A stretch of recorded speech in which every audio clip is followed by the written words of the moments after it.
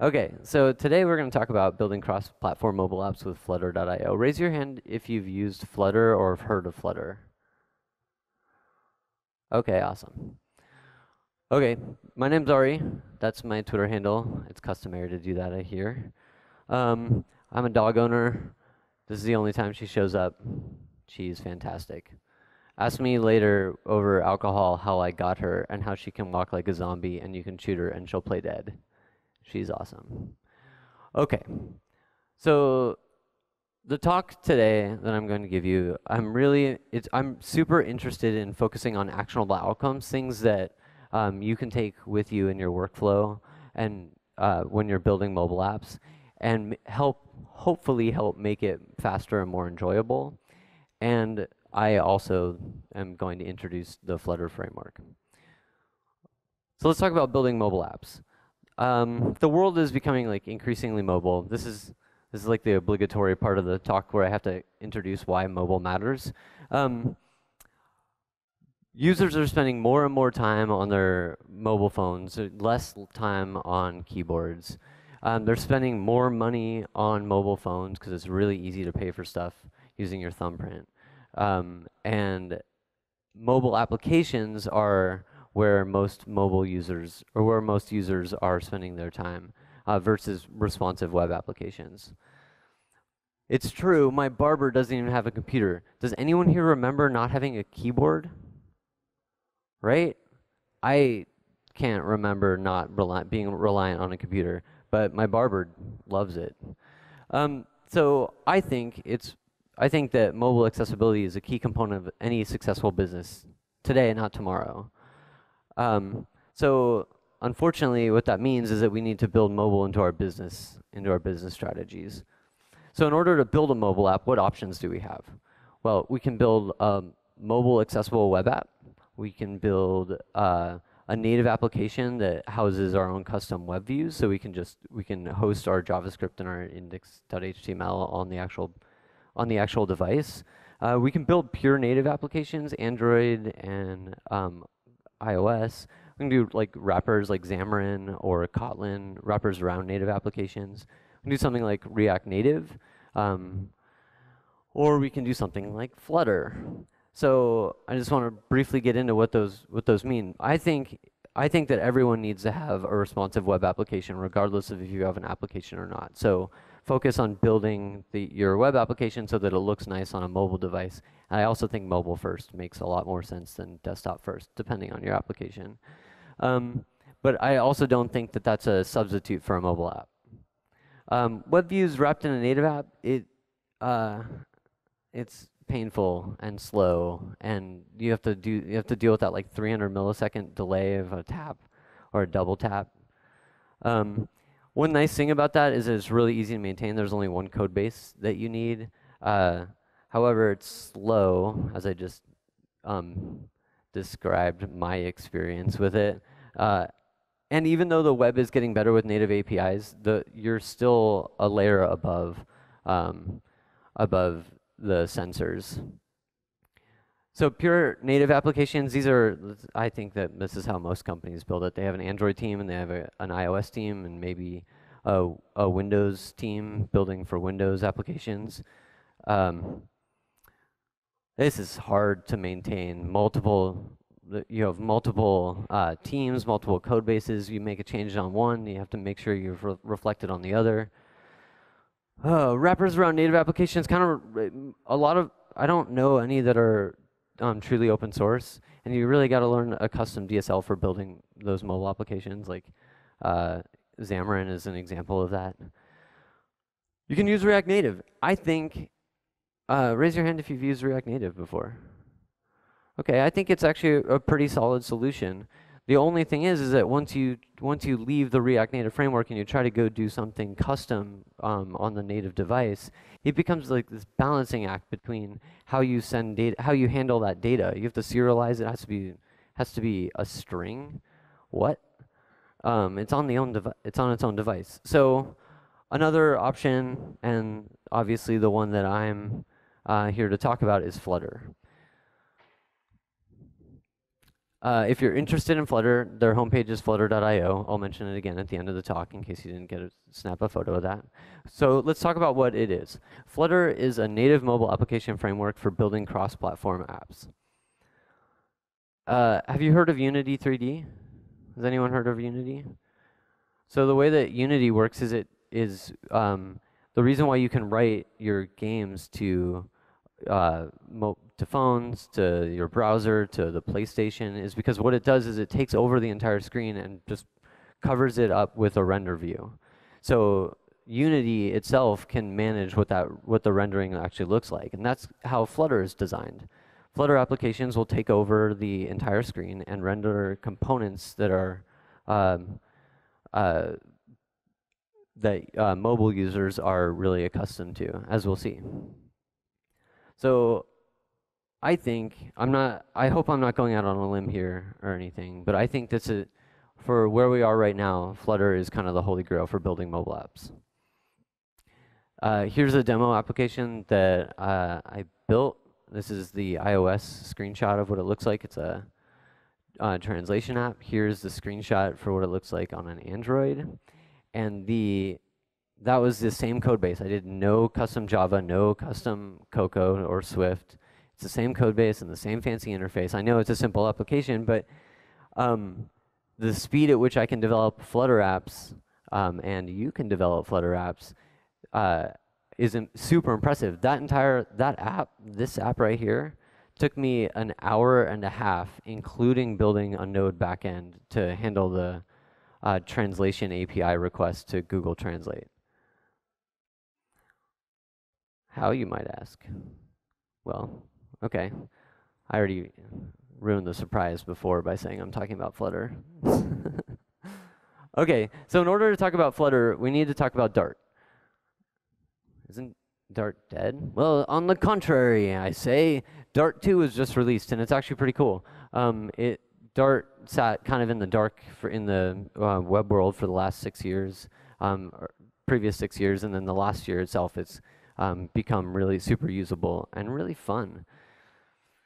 But you might argue that in order to use Flutter, there's a hidden cost of you have to learn a new language in order to take advantage of the development speed that Flutter promises.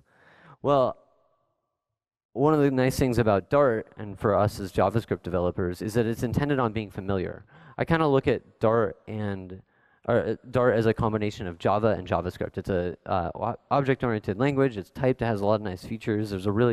Includes futures and streams, and it's really cool. So, because I am going to be building an app with you guys today, I want to just introduce you to what Dart looks like. I'm going to compare Dart to JavaScript. So if you've ever written a JavaScript function, which if I asked you to raise your hand if you've never written a JavaScript function, I expect no hands to go up. Is that an expectation that I can hold on to? Let's do the inverse. If you've written a JavaScript function, raise your hand. It's okay, we're all raising our hands. So anyway, a Dart function is really similar. That doesn't look very different.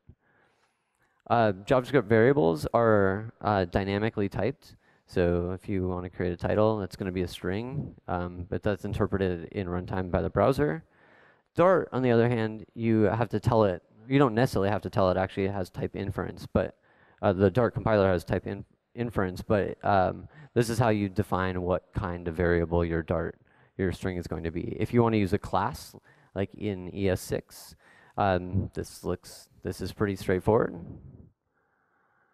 In Dart, it's also pretty straightforward. We have a little difference in how the constructor works and how you have to identify what the return value is. But if you've used TypeScript before, this is just basically the same thing. One nice thing about Dart is that you can use different packages, and you can import those packages, and you can import only the things that you use, and you can import them as pseudo type or as aliases. And also Dart includes mixins. So if you are using the same code somewhere else in an app, in a class, you can basically decorate that with more exciting functionality that you can spread across your application. So real quick, it's kind of somewhat of a little recap of what Dart is. Everything in Dart is an object, and everything in Dart is an instance of that object. So that includes atoms. And by atoms, I mean like numbers and strings and characters. Dart is strongly typed, but annotations, as I kind of said, are inferred. That means that you can write a var, and the compiler itself will figure out what you're going to put into there. Dart supports generics, which is missing from JavaScript, and I'm really kind of upset about that. It also allows top-level functions and top-level and class-level functions, as well as top-level variables and instance variables. There's no idea of private and protected in Dart. If you start your method with an underscore, it means it's private. The compiler will complain to you. And I think one of the coolest things about Dart is its garbage collection. It uses generational garbage collection and object allocation, which allows it to be super fast. There's no like hiccup in the garbage collection as your application is running. Is anyone still not convinced about using Dart? Well, one of the nice things about Dart is we can create mobile apps, as I'm going to show you today. We can create web apps that compile to JavaScript. So your application code that can run, in the browser written in Dart, and you can also build server-side applications like CLIs. Okay, so let's talk about Flutter. Everything in Flutter is a widget. You might ask, well, what is a widget? Widgets describe what a view looks like given the current configuration and the state of that widget. If you come from something like Angular or React or Vue, it might look familiar. This is how you might do that in React. Or this is like the effective equivalent of building a widget in a React component. When a widget state changes or application state changes and the widget rebuilds, the render tree from Flutter will be recreated and transitioned to a new one. There's a lot of optimization, so it might sound like every single time that happens, it creates this new like widget object.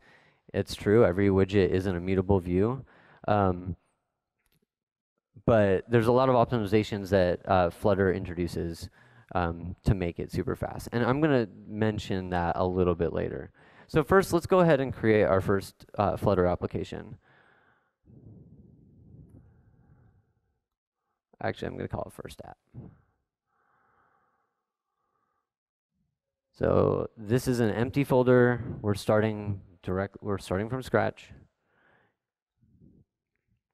And while that's going, basically we're going to get a generated application that will look like this.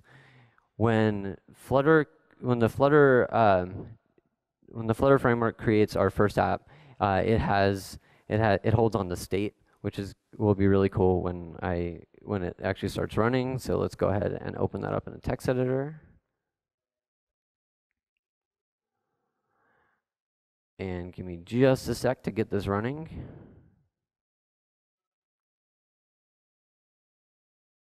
Oh, my bad.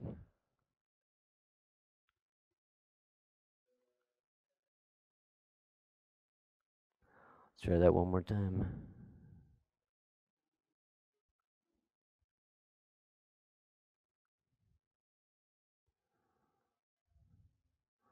All right, so let's get that going. And it's building right now. When I talked about widgets, everything in this mobile app that it will generate for us is a widget.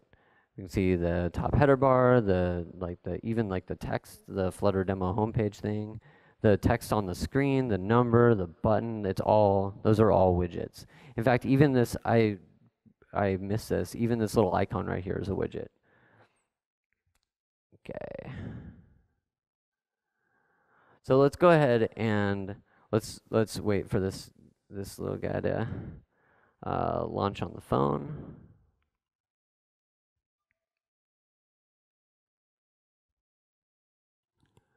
And if I reduce the font size, is this still good? Is that still a good font size? In the back, can you raise your hand if you can't read that? Okay. Okay, so here's the app that I showed you in the slides.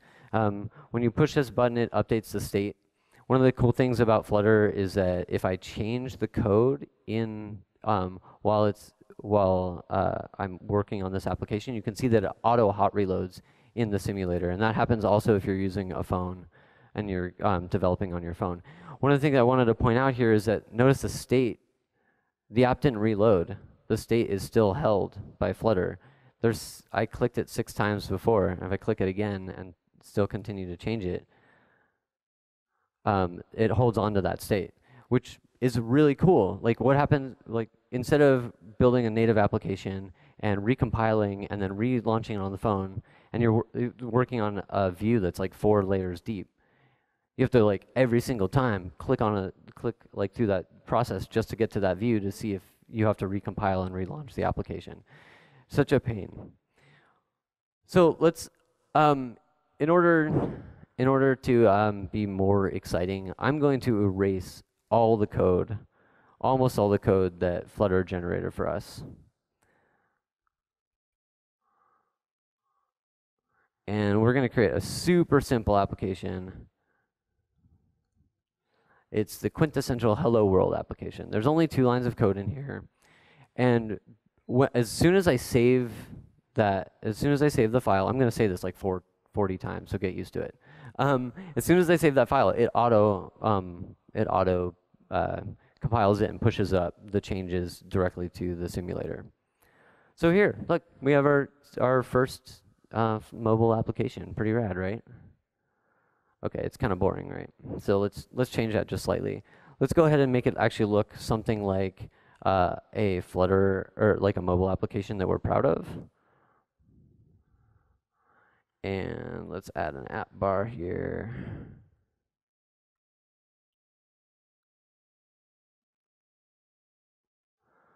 All right, so we'll go ahead and save that. And now it looks a little bit better, right? It looks more like a mobile app. I'm going to walk through things that I expect you to be like, oh, wow, that happened? So here we go. I'm going to start the first one. In a lot of mobile apps, we have like little action bars or little action buttons that sit up right here on the top. Let's go ahead and add one of those. Flutter makes that super easy, or the app bar widget makes that really easy. We have these actions that we can add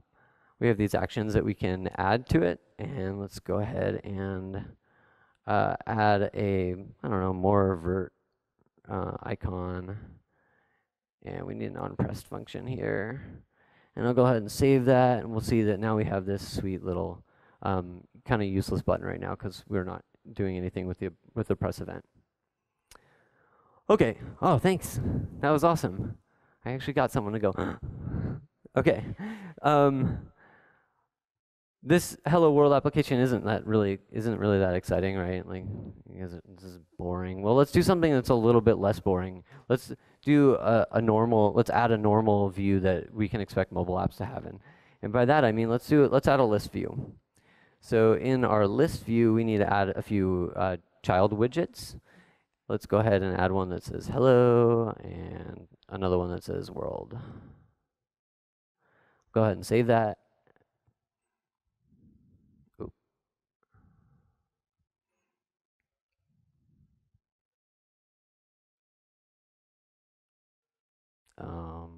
Did I break something?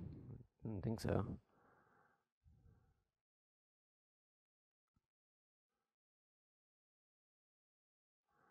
Okay, let's try just manually forcing it. Oh no, what did I break? Oh, haha.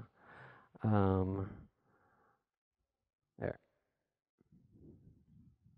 Okay, sweet. So now we have a sweet little list view with, 2 items in our list. But that doesn't look really good, does it? It's okay. You can tell me. I have thick skin.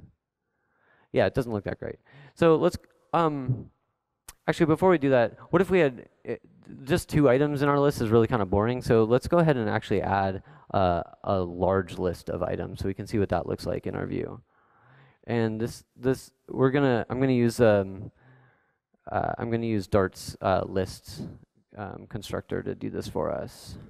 And let's say, I don't know, let's create 1,000 items in our list, and Let's map that onto a text widget. And instead, and that's not child, that's children. I have multiple of you. And let's take that out of here and put that that children variable directly in the list view. So now we can see we have like a ton of items in our list. We have 1,000 items in this list view. It's really fun to scroll all the way down to the bottom. Still doesn't look that good, does it? Let's go ahead and create our own widget that will allow us to control each one of those little items. I'm gonna use something called a stateless widget to do that, because we're not going to change any state in each one of these. We could if we really wanted to. And just for the sake of conversation, what we're going to do here is we're going to, when we create one of these item widgets, we're going to pass in the text that we want it to render. So let's go ahead and create a text, and we'll add a constructor. We'll go ahead and save that, and we'll, instead of mapping this to a text widget, we'll use our own custom item widget. Great, nothing broke. Let's make it look a little bit better. Instead of a container, I'm going to use something called a list tile. These all come out of the box. Everything I'm using right now is out of the box from Flutter, so you can use this in your applications as well. So a list tile makes it look a little bit better, right? You get some padding on there. It kind of feels a little bit more natural. Let's add a trailing character, and we'll make an icon that points to the right. So this is pretty common, right? You have like a caret pointing to the right. Yeah, it looks a little bit better. Let's add a subtitle. This is something like "Click me, I'm rad." Okay, and that's starting to come along. You can see if we had dynamic data coming from some server somewhere, that'd be really easy to render. But I don't want to stop there. I want this to look really nice.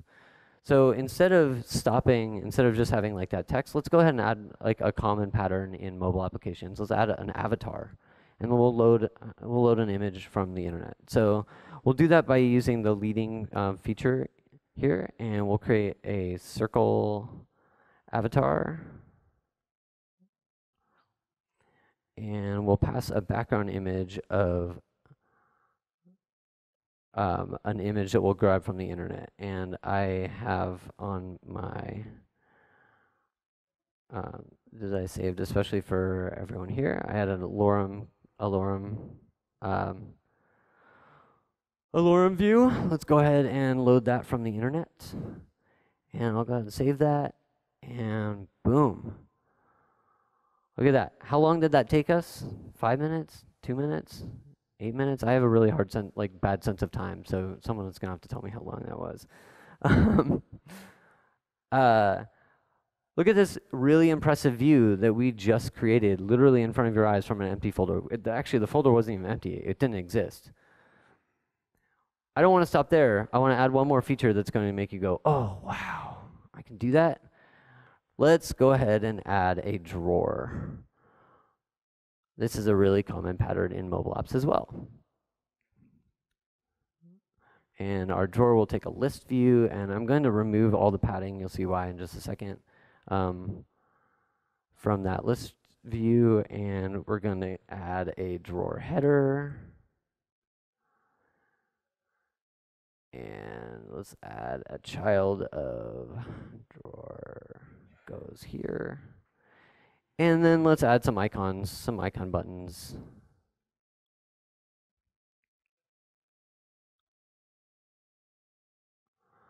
I don't know, add. That sounds good. On pressed. And we're not going to handle that right now. And let's add a few more options there. Let's just pretend that we're like actually doing something that add a photo that you might do.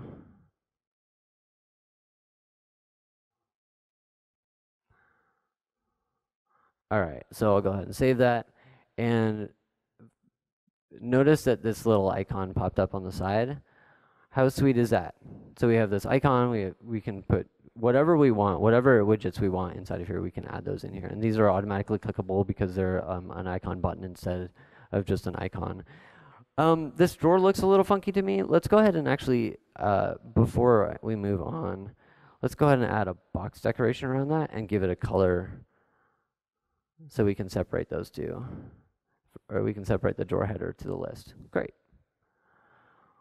Last thing, because this is actually the last thing, I promise. I keep saying that, don't I? Let's go ahead and change the color to white. And we'll bump up the font size as well.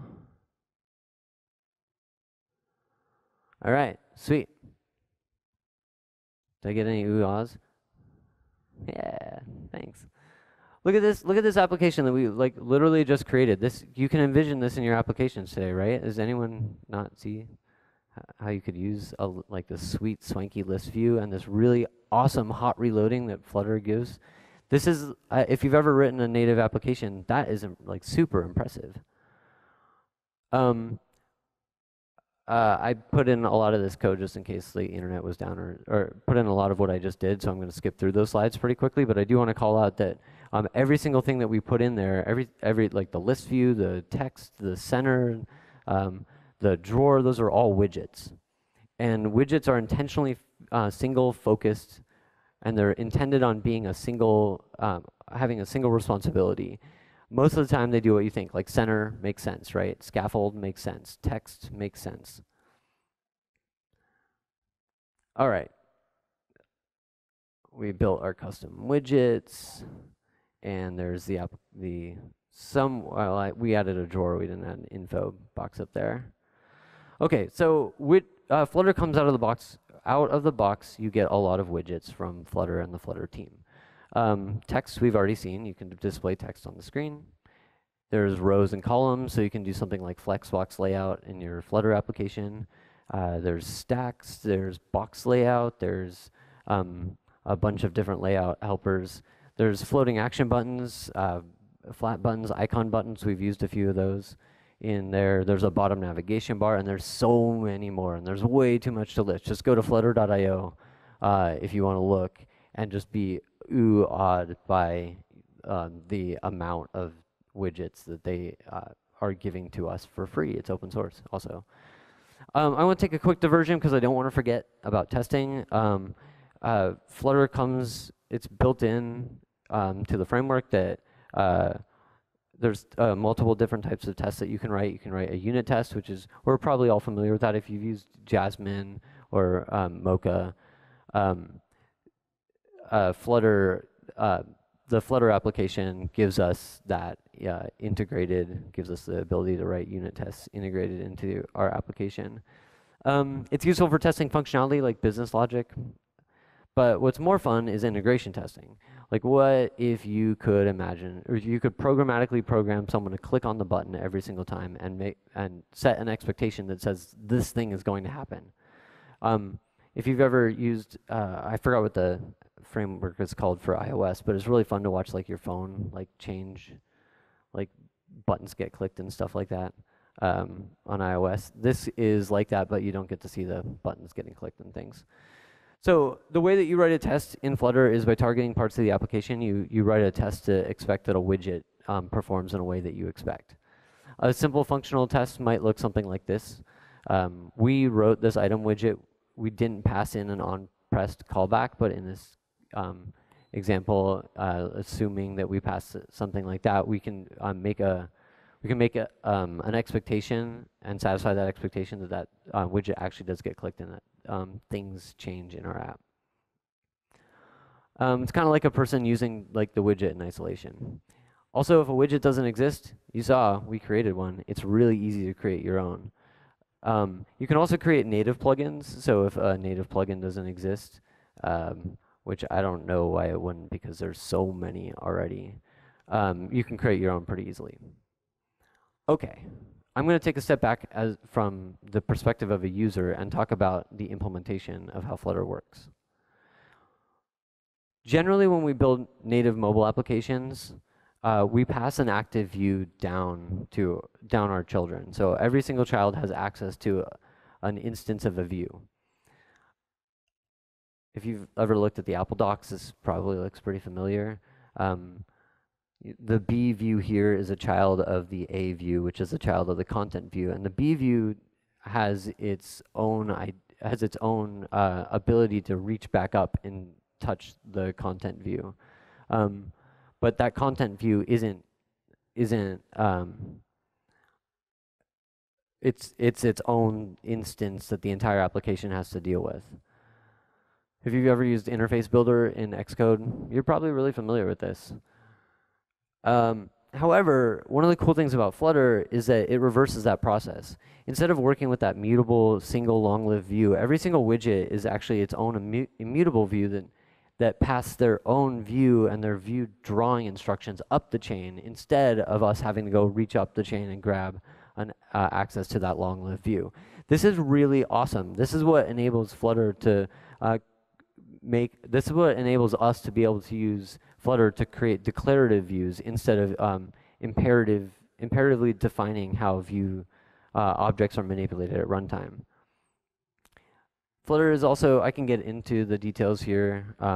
Flutter is super efficient in computing changes to the tree, and widgets are meant to be short-lived objects. So every single time that our application changes, the code that we wrote here, this overload of the build function gets run, and we get a new list tile, a new text, new icon, new text again, a new circle avatar, and a new network image every single time the application changes. You might say, well, that's a lot. That's a big tree to build, but that's how Flutter is designed for us to understand it. It's not actually how it works under the hood. The way it works by using this idea of there's a widget tree and an element tree, and the widgets respond to the element, and the element flushes out to a render object, and that render object is the thing that's responsible for drawing all the text on, or all the widgets on the single view that I described at the beginning of this talk. Okay, so why pick Dart? Why did Flutter pick Dart? Well, you get native compilation with Dart. Instead of using JavaScript, they decided, and also it's Google, so they can do what they want. They decided to use Dart, and Dart. It turns out that Dart has a lot of really interesting features. One of the things that is really awesome about Dart is you have this ahead of time compilation that you can you can compile to predictable native code. You also have, Dart also supports JIT, which stands for just-in-time compilation, which makes a really fast development cycles. So every time that we were changing our application, as it was auto reloading on the simulator, we weren't recompiling the entire application and shoving the whole application up there. Instead, Dart was intelligently looking at the things that we changed, updated that part of the compilation process, and that is what got streamed up to the simulator. Dart doesn't need locks, so apps start really fast and they feel really fast. This computer right here, even though this list view doesn't look super fast, this computer has 4 gigs of memory and is from 2011. So that's actually really impressive that it can even run. I'm thankful for you, MacBook Air from 2011. There's no bridge also, as I described before from React Native. It's just compiled code, just natively compiled. It runs our code as though it's actually native code. And Dart feels familiar and it's really easy to learn. It looks a lot like JavaScript, it feels a lot like JavaScript, it plays a lot like JavaScript, and you can use it to generate JavaScript. And I just have a ton of fun with Dart.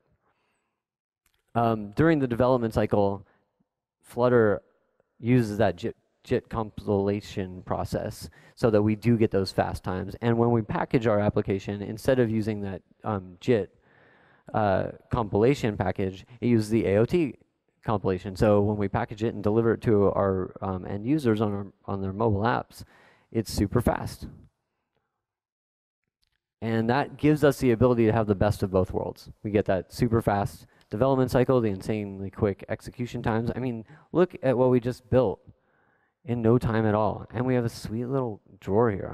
I'm proud of this drawer. Okay.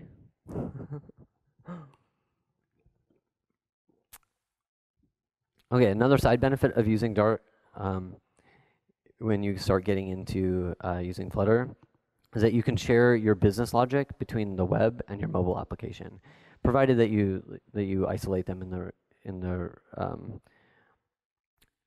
a nice way. You can share that business logic. You can reuse it in the web and your mobile app and have no problem. Also, Dart has its own VM that it ships with, so there's no extra execution environment necessary. You don't need to compile to JavaScript to run your Dart functions, which means that you can run a Dart server, which means that you can share your code between your Dart server and your mobile app and your web app. Whoa. Dart also has a lot of open source packages. The community is growing. It's been pretty small for a while, but it's getting much bigger. If something doesn't exist, you can go grab it. You can go check it out on pub.dartlang.org. Let's actually just go ahead and open that up. So if things that, examples of things that integrate really nicely with Flutter are things like Redux. If you've ever used Redux, it's great. There's an RxJS port into, so you can use Rx observables. There, you can use SQLite if you have if you have a SQL database that you want to hold on to. You can Firebase everything because it's Google. It's you can just build your application without having to build a backend. You get auth and messaging and push notifications and things like, and storage and things like that. And you can have shared preferences, which traditionally is pretty hard. Geolocation, you have camera access to like notifications, and there's so much more. In fact, let's go and look at all these Dart packages. There's so many here. You have like connectivity, device info, which I don't know if you've ever built an iOS app. That is surprisingly painful. Anyway, there's a whole bunch. You have image pickers. There's a whole bunch of public plugins that are available today, right now. So you might be thinking, well, that's cool. Can we really do anything useful with it? Like, is that what we just built? Even though I'm trying to convince you that that's really useful and super fast, and you can build that in less than a day, or I guess in less than the length of time in a talk.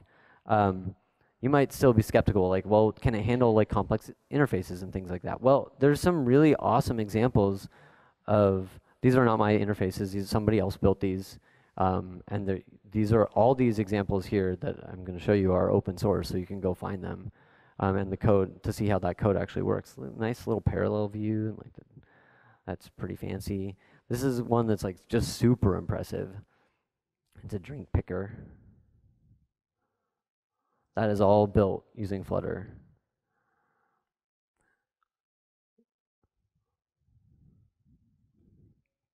And I didn't even get to talk about animation and things like that, but this is a super simple application. I think this is just one from the source code of this is just one line of animation code. And so I don't have enough time to talk about animation. Features are really rad. You can describe a declarative interface for a view that loads from a JSON API somewhere else, and you can still declaratively define what that view should hold. That gives you the ability to do things like infinite lists, like you get to the bottom and go make another fetch, or you get like 3/4 of the way down and go make another fetch. There's native integration, so you can have if you have an iOS or an Android app that you already have, you can both put a Flutter app inside your native application, and the other way, you can also pull in your native code from, if you want to create a new application, you can pull in your native code and use that inside of your Flutter application. There's things like slivers, which is what enables all those really cool animations, and gesture recognizers, and there's just a ton. It's just awesome. There's just a ton. For more information, check it out at flutter.io. And any questions?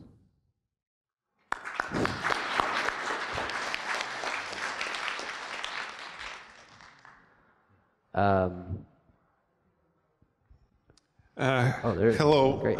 Thank you for the speech. I have so many questions. That looks so cool.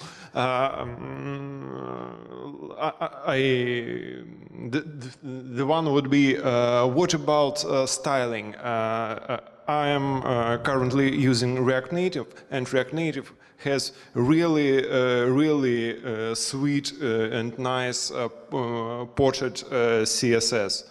Right. It feels like CSS. And what about styling in the Dart? Well, let's go ahead and style some of our application. What do you say? Let's see.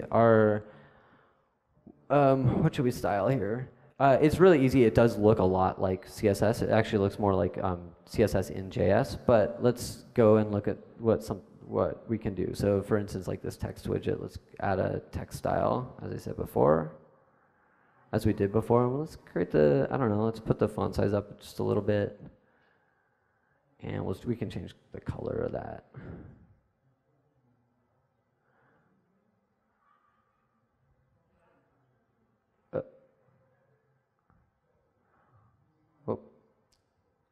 So it changes that. That's pretty not super novel. But let's actually go and change what that list view looks like. We'll use something called a container. And this container, in order to do this, and this container will take this container, the reason we're going to use a container is so that we can add decoration around that. So we'll use something like box decoration to do that. And let's make the background of that, I don't know, what's a good color? Green? That sounds good. Can add a border radius here. We'll make a circular border radius. Oh, that green is awful, isn't it? Let's make the padding a little bit bigger.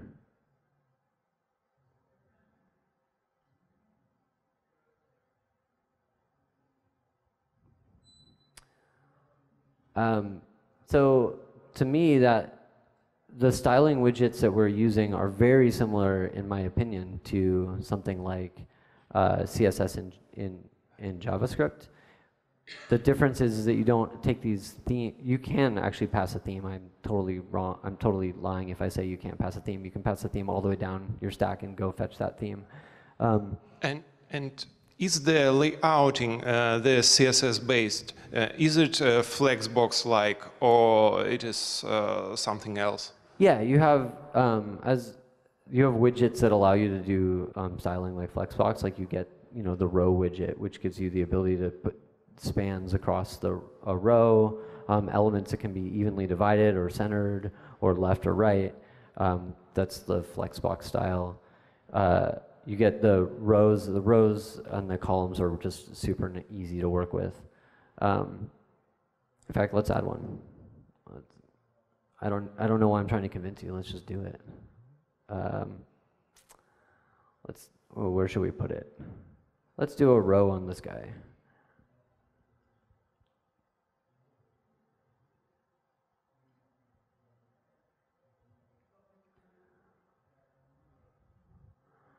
All right, and let's also add some more.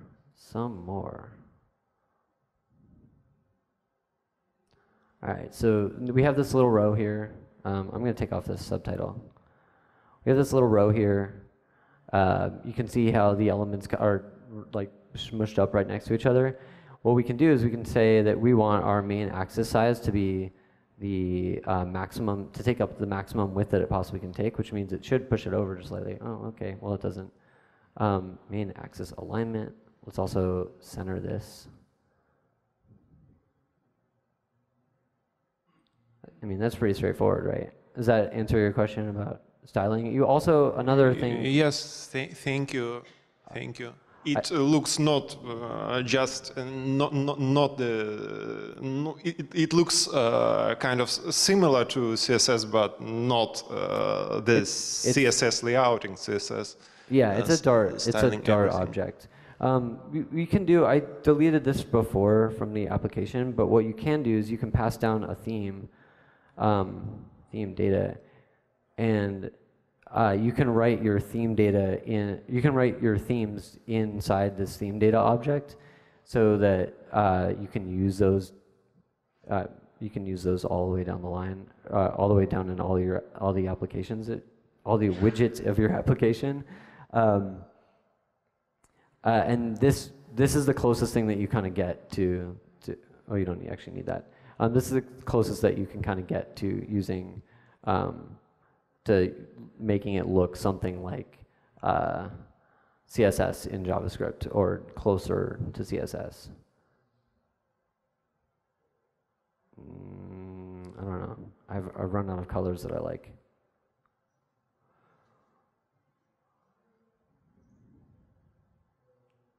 Yeah. Is that Can I have another question? Or yeah, no one else is biting for your time right now. Oh, oh wait, okay. there are. I'm sorry. Wait, can we come back to you? Okay. We have one question right there and one question back, two questions back there, and then we'll come back to you. And then I'm also available, and this is all open source. So. Hello. Hello. Thank you for your talk. My question is about states. What about states of these widgets? For example, I want to show loader when the button was clicked before I get server response. What I can do it with it? It is totally possible. Let's. Yes, it's totally possible. Let's change our this widget, this item widget, to a stateful widget. So I'm not going to do a loader that's just slightly more complex, but I will turn this widget into a stateful widget so that we can see when we click on it, something changes. How's that? Is that agree? Okay, great. So let's create a stateful widget, and we'll name it the same thing. We'll just take that guy out, and we'll put all of our build method inside of there.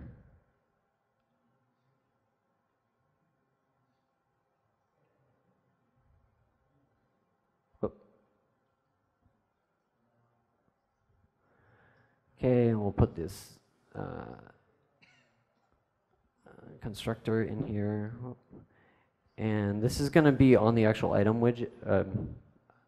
I'm creating two things. In order to create a stateful widget, you need to create the actual widget itself and an object to hold onto that widget's data. So that's what this item widget state thing is.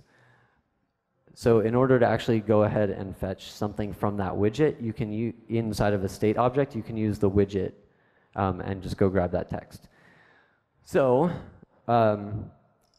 instead of adding this trailing icon arrow right thing here, let's go ahead and keep track of whether or not the widget state or the widget has been clicked or not. We can do that using a Boolean. And we'll initially set it to false. And we'll say that the item widget state, let's actually create a function that says handle click.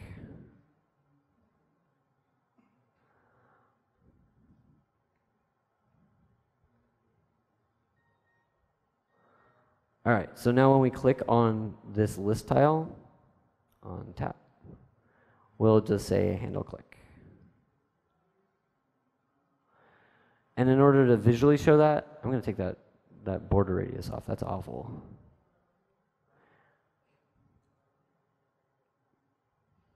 Oh. So because I recreated that widget, and the previous state tree saw that it was a stateless widget, and we just added state to it. We need to actually like resend the app over. This happens so rarely that I was just going to ignore it. When you change an object from stateless to a stateful. So while that's going, let's go ahead and say if instead of an arrow right, on the trailing side, let's go ahead and say if clicked is true, then we'll put an icon of a circle, or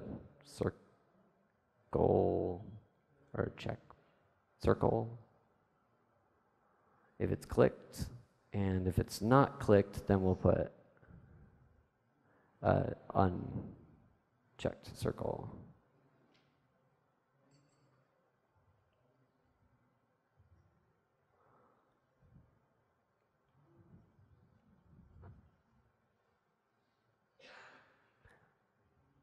So while it's loading, because my computer is awfully slow, does that answer your question about holding on to state?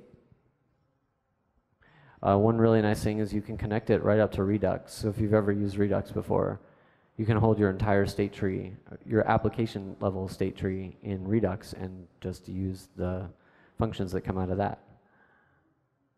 Or, I'm sorry, use the data that comes just out of that. So you're still not a checkbox. Why is that?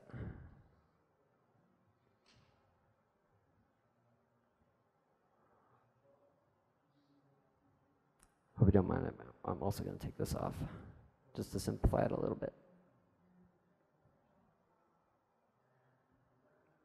Oh, well, there we go. So instead of setting it to true, I'm going to set the opposite of this click. This is just a way to flip the state. So if I click it again, it becomes unchecked.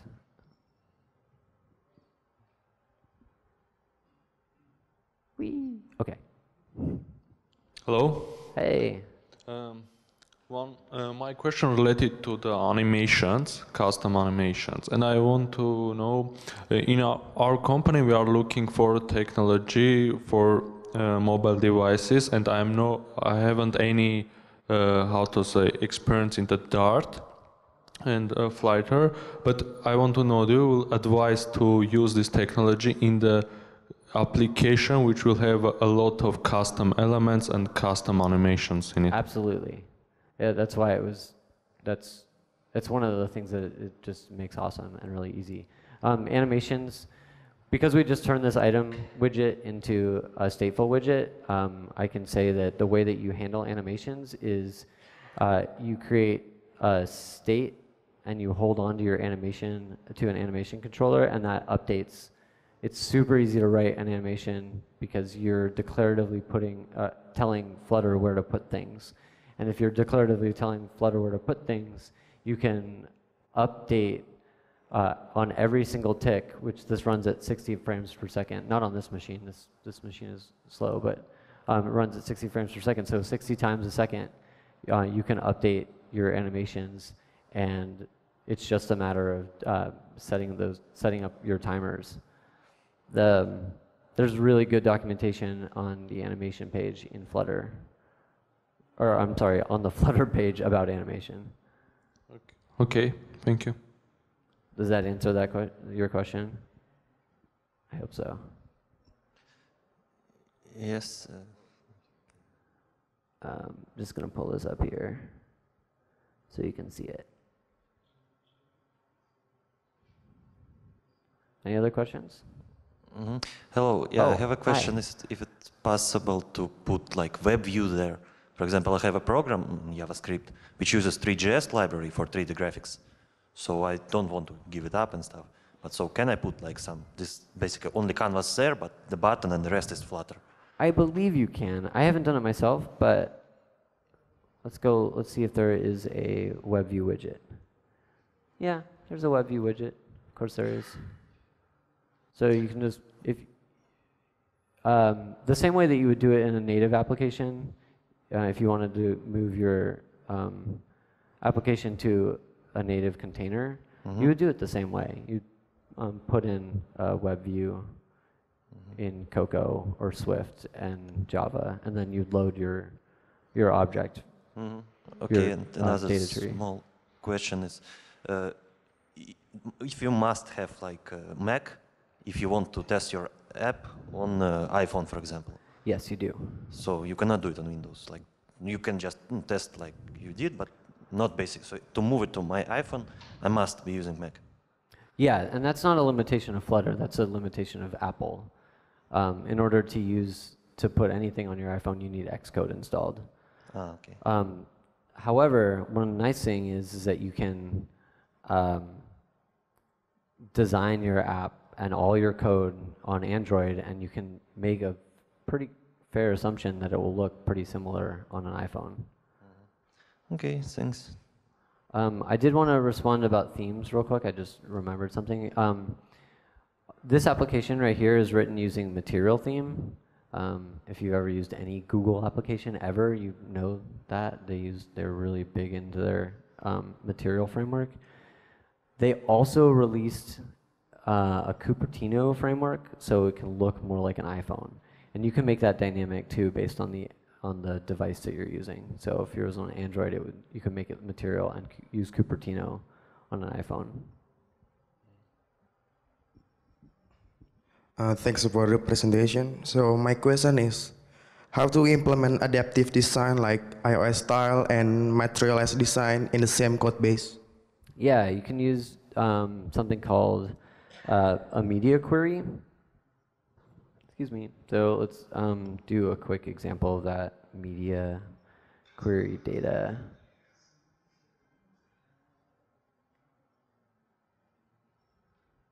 Media query of context. And then you can set, based on the size of the actual device that's running it, you can use this media query data to say, let's see, let's do it on the box decoration. I can't think of something that needs a size there. Let's do it on this widget text.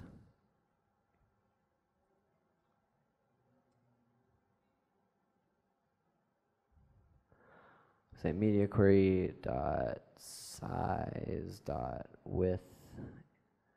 If that is, I don't know, bigger than 10, which it will always be, then we'll put it at 24. Otherwise, we can do it at 34 because it's a bigger device. There's also something called a layout. There's a layout builder, which I think that what you're asking is like, if you're on an iPad, can you make it look like it has like a drawer that comes out or that's on the side, whereas on the iPhone we want it to be in a drawer. That's like an example of that. You can do that pretty easily using the media query data object. I wonder if it's bigger than 10 this way. No, maybe not. Does it? Oh, hey, look at that. Because I'm clicking on it and that changes the size of the actual text box. Oh no, I lied. It's just not updating. Okay, never mind. Does that answer your question? Like, you can create a box layout based on the device that you're on. I mean, like when you are on the iPhone, so you load style in Cupertino, and if you are in Android, you apply for materialize. Yeah. As I said, you can pass down a theme, your theme data, and you can, on boot of the application, you can use that media query again in here to define what your theme looks like. And if you're using material, you can do it.